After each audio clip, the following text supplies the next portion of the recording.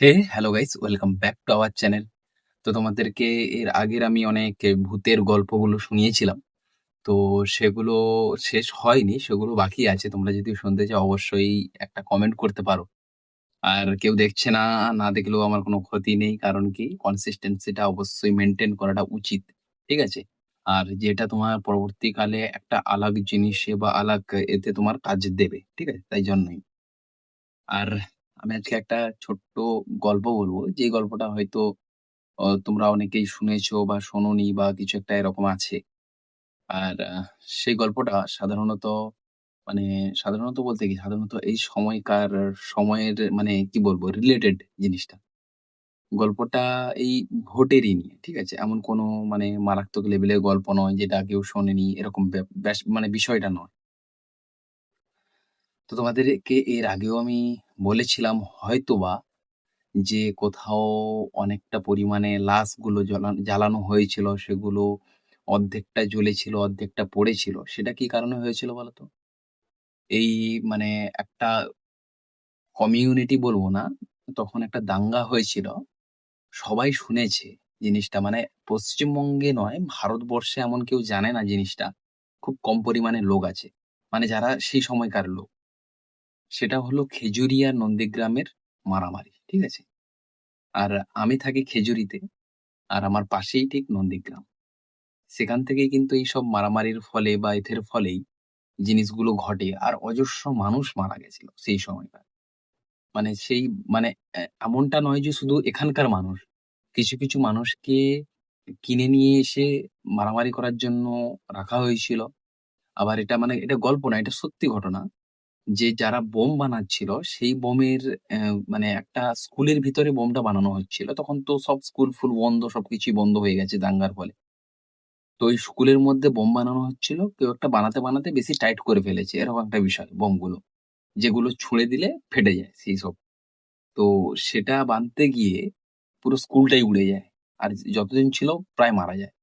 আর প্রায় কিন্তু এসছিল ওই আদিবাসী অঞ্চল থেকেই, পশ্চিম মেদিনীপুর এরকম একটা জায়গা থেকে এসছিল।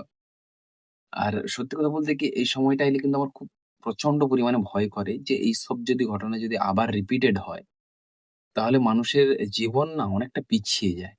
যেখানে দেখবে যুদ্ধ, দাঙ্গা, মারামারি সবসময় চলতে থাকে, সেখানে মানুষের জীবনের মানে ওই যে গ্রোথ এর যে লেভেলটা ওটা কমে যায়। মানে যেখানে ইন্ডাস্ট্রি হওয়ার কথা ছিল বা কোনো রেভলিউশন আসার কথা ছিল সেগুলো আর হয় না জিনিসগুলো। এরকম একটা পর্যায়ে যায়। আমি এর আগে হয়তো বলিনি তোমাদেরকে। আমি তখন খুব ছোট বলতে ততটাও ছোট নয়। আ তখন আমি 4 এ পড়ি। ঠিক আছে? 4 এ বা 5 এরকম একটা পড়ি। তখন আ ছিল ২০১১ সাল। ঠিক আছে? সবাই বুঝতে পেরেছে আমি কোন সময়টার কথা বলছি, আর কোন টপিকের উপরে বলছি। তো আমি খুলে বলব না জিনিসটা। তখন আমি পড়তে বসছি। এই যে আমি বারবার বলিনি যে আমার পিসির বাড়ি এখানে, পিসির বাড়ি এখানে। আমার এক দাদু ছিল, বলতে আমার ছোট দাদু। তার মেয়েকে বিয়ে দিয়েছিল, সে এখানেই থাকে। ঠিক আছে? পেশাবু আর পিসেমশাই করে এখানেই থাকে। তাদের কোনো ছেলে-ফেলে নেই বলে দাদুর। আর সেই সময়ে পিসি পড়াতো আমাদেরকে। আমি পিসির বাড়িতে পড়তে বসছি। ঠিক রাত এরকম ৮ঃ০০ এরকম মানে বেজেছে। সেই সময় কিছুজন মানুষ এসে ওই পিসিদের তখন ছোট মাটির বাড়ি ছিল খড় দিয়ে। তো এসে ভাঙাভাঙি এরকম শুরু করবে। তার আগে একজনের ঘর ভাঙছে, ভেঙে দিয়ে চলে এসছে। এই ঘরটা ভাঙবে এরকম একটা পজিশন। তখন দাদু খুবই অসুস্থ। অসুস্থ বলতে হাঁটতে পারত না, কারণ এক পা ভেঙে গেছিল। তার জন্য এসে দাদুকে হুমকি দিচ্ছে। ঠিক আছে? কারণটা কি? যে তথাকথিতভাবে দাদু সিপিআইএম যে একটা বিষয় যে একটা পার্টির যে ছিল, সেটার একটা মানে সেটাতে মানে কি বলবো? একটা নেতা নয়, ওই নেতার সাইডে এরকম একটা পাশে এরকম থাকতো। একটু কোথাও মিটিং মিছিল হলে ওখানে যেত, এরকম একটা বিষয়। তো তাই জন্য এসে ধমকি দিচ্ছে। "এই ভেঙে দেবো দেখবে, এই ইয়ে করে দেবো দেখবে, এই জ্বালিয়ে দেবো দেখবে।" দাদু কিছু বলে না, চুপচাপ পড়ে আছে। কারণ তখন পা ভেঙে গেছে ওর। কিছু করার নেই। রক্তের আর গরম নেই। শেষ হয়ে গেছে। তো সেই সময়টাও দেখেছি আমি। আর তোমাদেরকে এর আগেও বলেছি আমি যে বছর ২ এক আগে যে বছর ২ এক না, ৫ বছর আগে যে এই যে ইলেকশনটা হয়েছিল। তার ফলে আমি মানে কি বলবো ৭-৮ দিন মতো ঘুমোতে পারিনি ঠিক করে। ঠিক আছে? এই বুঝি কোনো কেউ এসে ঘর ভাঙতে শুরু করেছে। এরকমটা নয় যে আমরা কোথাও যাই, এরকমটা হয় না। র‍্যান্ডম এসে ভেঙে দিয়ে চলে যাবে তোমার। ঠিক আছে? এরকমটা নয় যে কাউকে দেখে ভাঙছে, এরকমটা হয় না। সত্যি, সত্যি।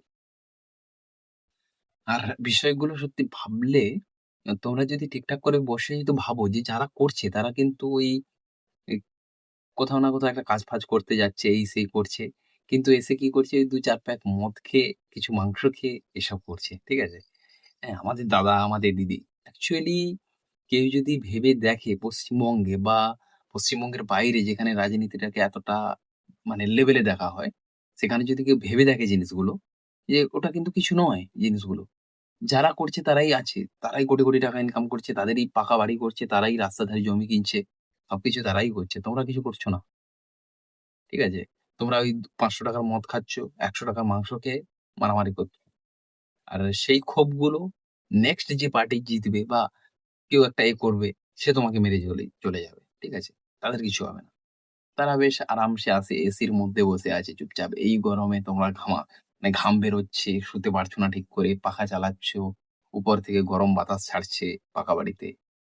এরকম জিনিসগুলো হয়। মানে এটা অনেকে হয়তো মানে কি বলবো? যারা রিপোর্টার বা যারা তারা দেখেনি কোনদিন জিনিসগুলো। আর তারা অনুভব করতে পারবে না কোনদিন জিনিসগুলো। তারা বলবে যে, "হ্যাঁ, এই হয়েছে, এই সেই হয়েছে।" যারা দেখেছে ভাই, আমি সেই সময় আমার কত বছর বয়স সেই সময় হবে ২০১১ সালে। এই ১০ ঠিক আছে? সেই বয়সে আমি দেখেছিলাম জিনিসটা। আমি তখন বাচ্চা ছেলে, পড়ছি জাস্ট। এরকমভাবে পড়ছি হঠাৎ করে কিছুজন চলে এলো। ১০-১২ জন, ২০ জন। কিন্তু সেই লোকগুলোই বাড়ির পাশের লোক। ঠিক আছে? যাদের সঙ্গে প্রতিদিন রাস্তা দিয়ে গেলে দেখা হয়। সেই সব লোক এসে এরকম করছে। ঠিক আছে? আর এখন হয়তো জিনিসগুলো অনেকটাই কমে যাচ্ছে পরপর। আশা করব পরবর্তীকালে একদম থাকবে না। এগুলো না থাকাই উচিত। আর এগুলো থাকার পেছনে অনেকগুলো কারণ আছে। আমার খান স্যারের কিছু, কিছু কথা খুব, খুব ভালো লাগে। ঠিক আছে? তার মধ্যে রিসেন্ট নয়, অনেক মাস আগেই খান স্যার একটা কথা বলেছিল। যে কিছু, কিছু জায়গায় কিছু, কিছু মানুষদের এমন একটা বিলো ক্যাটেগরির নিয়ে আসা হয়েছে, যেখানে মানুষরা ৳৫০০ কেও অনেক কিছু ভাবছে আর যেটার ফলে অনেক কিছু কাজকর্ম করছে। ঠিক আছে? এই সবগুলো কিন্তু সত্যি মানে ভাবলে কিন্তু মারাত্মক জিনিস। ঠিক আছে? তুমি যদি ভাবো, সত্যি ভেবে দেখো জিনিসগুলো। আমার দাদা কিছুদিন নয়, প্রায় ২ বছর ধরে জামশেদপুরে কাজ করত। ঠিক আছে? টাটাতে। তো বুঝতেই পারছো জামশেদপুর, টাটানগর এরকম একটা এরিয়া। সেখানে ইন্ডাস্ট্রিয়াল এরিয়া। তো যেই বছর এই যে বললাম না ৫ বছর আগে ভোট হয়েছিল, সেই সময়টা ছিল। দাদা ভোট-ফোট দিতে আসেনি। বলছে যে কাজকর্ম ছেড়ে দিয়ে ভোট-ফোট দিতে যাবো। বললাম যে আসার দরকার নেই ভাই, ছেড়ে দে, তুই ওখানে কাজ-ফাজ কর। এই ভোটেও অনেকে আসেনি। ঠিক আছে? আমাদের বাড়ির পাশে কিছু ছেলে আছে আমাদের বয়সী, তারা বাইরে কাজ করছে। ব্যাঙ্গালোর, দিল্লি, হায়দ্রাবাদ এরকম একটা জায়গায় কাজ করছে। তো তারা আসতে পারেনি। কারণ কি? যে বলছে, "ভাই দেখ, আমি এত টাকা খরচ করে যাবো, আবার এত টাকা খরচ করে রিটার্ন করবো। তো এর ফলে আমার জীবনে কোনো উন্নতি ঘটবে না। কারণ আমি যে কাজটা করছি এটা পশ্চিমবঙ্গে কোনোদিনও হওয়া সম্ভব নয়। আর হলেও সেরকম মানে পয়সা দেবে না জিনিসটা, এরকম একটা জায়গায়। তো তার ফলে আমি ওখানে গিয়ে কোনো লাভ নেই। যে যা করছে করুক। ঠিক আছে? এরকম একটা তার মন্তব্য। সে আমাকে বলল। ঠিক আছে? এটা কিন্তু আমার মন্তব্য নয় জিনিসটা। আগে থেকেই ক্লিয়ার করে দেই। তো দাদা যখন ছিল ওখানে তখন বলল যে, "অ্যা ওখানে ভোট হচ্ছে?" বললাম, "হ্যাঁ।" বলছে, "এখানেও তো ভোট হলো। কই কিছু দেখলাম না, মিটিং, মিছিল কোথাও কিছু হলো না তো। এখানে তো ভোট হয়ে গেল। ওই ১-২ জন এসে ১-২ বার করে পতাকা-ফতাকা নাকি যাদের এরকম ছিল বেঁধে ফেঁধে চলে গেল। আর কোথাও মিছিল নেই, মিটিং নেই।